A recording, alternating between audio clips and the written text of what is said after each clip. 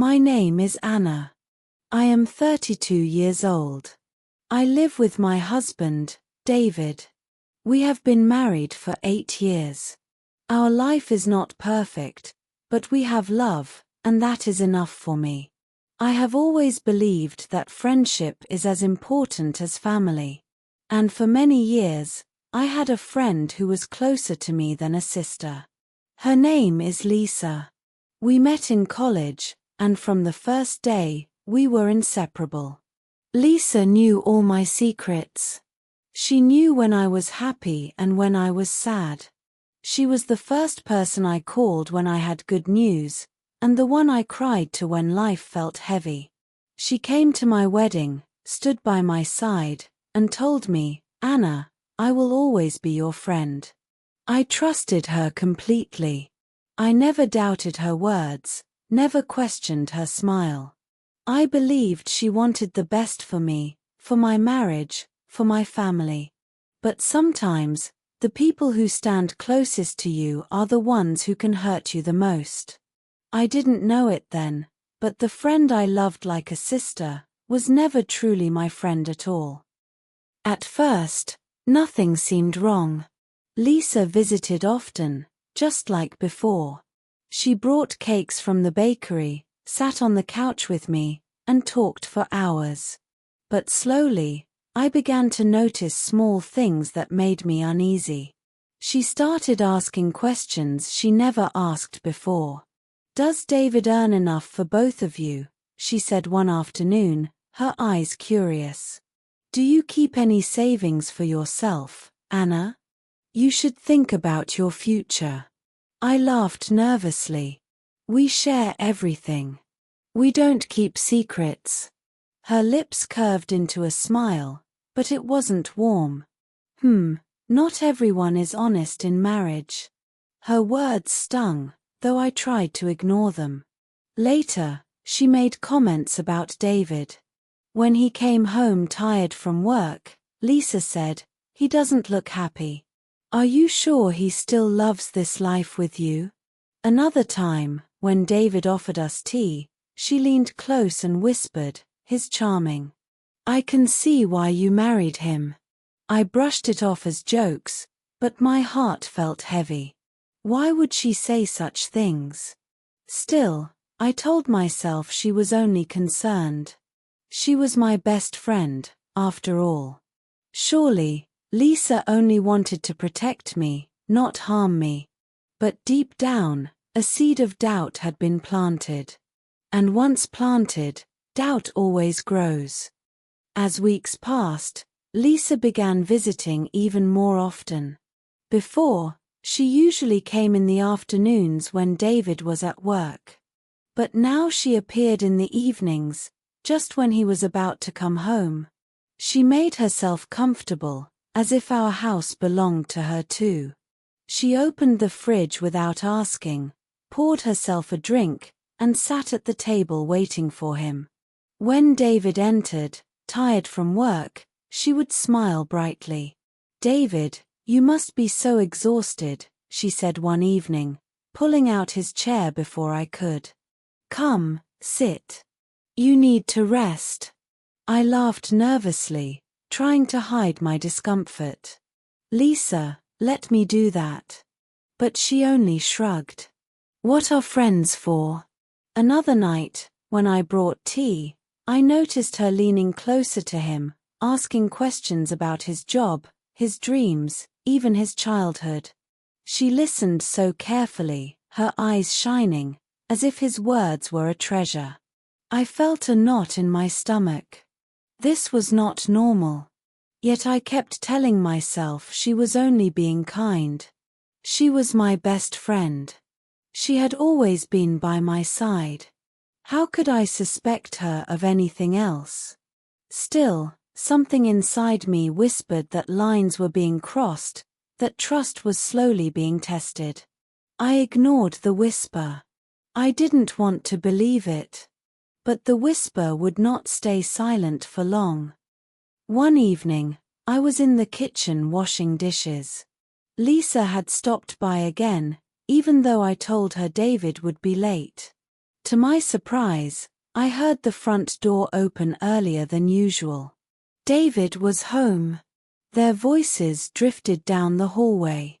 At first, I thought nothing of it, just small talk. But then I noticed the tone. Lisa's voice was soft, almost a whisper. "You deserve better, David.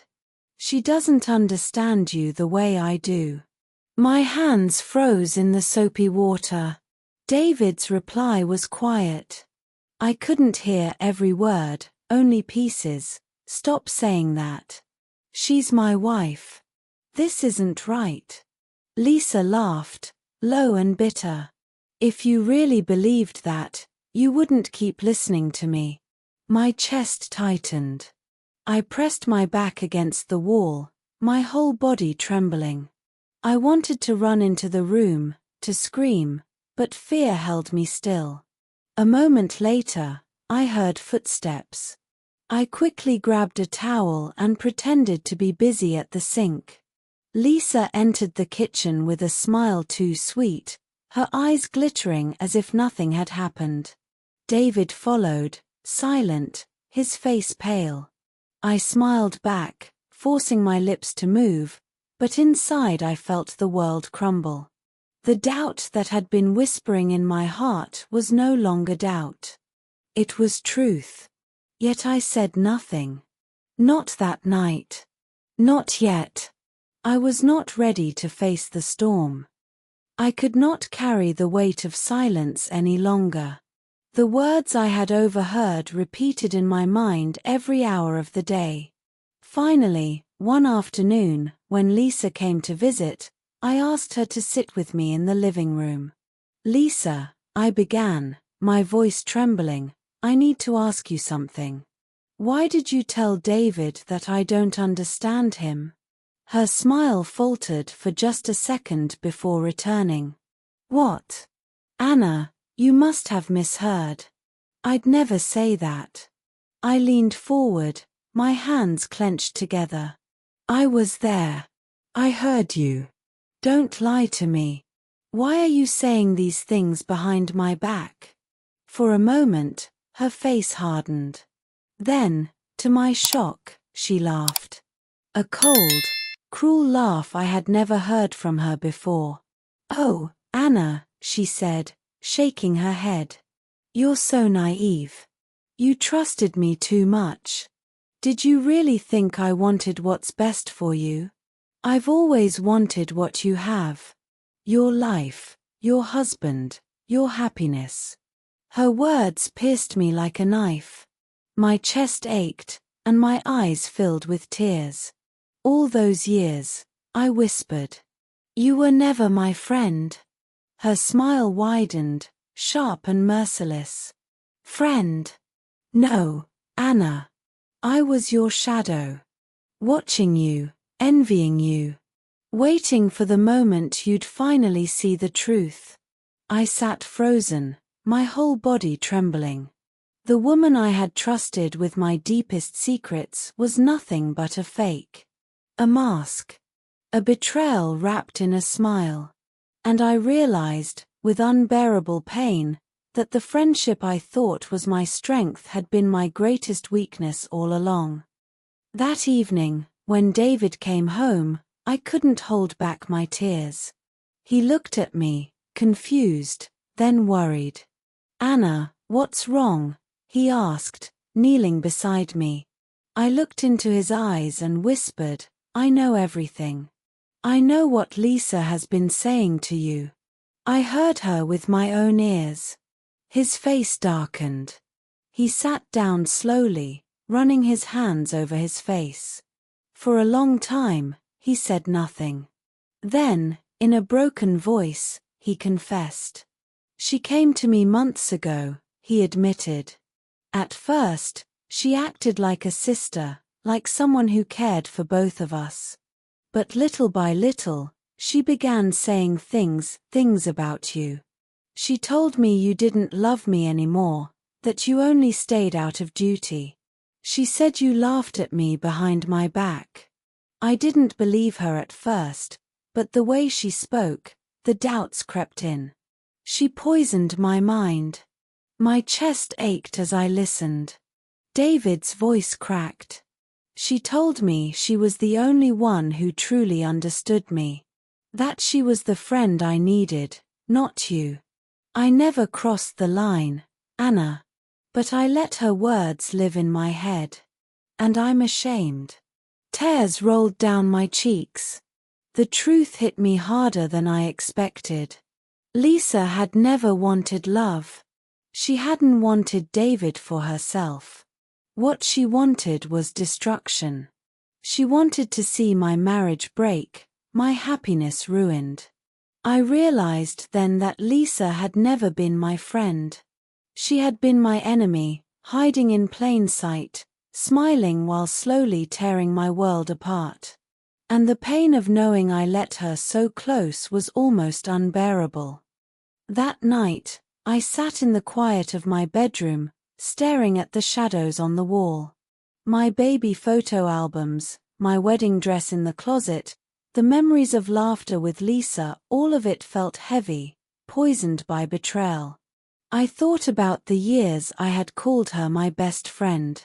She knew my fears, my secrets, my dreams. I had trusted her with everything.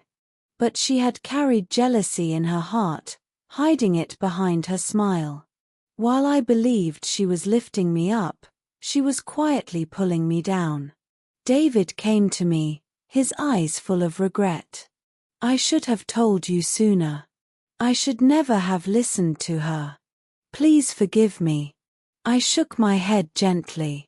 It's not only you, David. I let her too close. I let a snake live in my house because I believed she was my sister. The pain in my chest was deep, but something inside me shifted. I realized I could not change the past.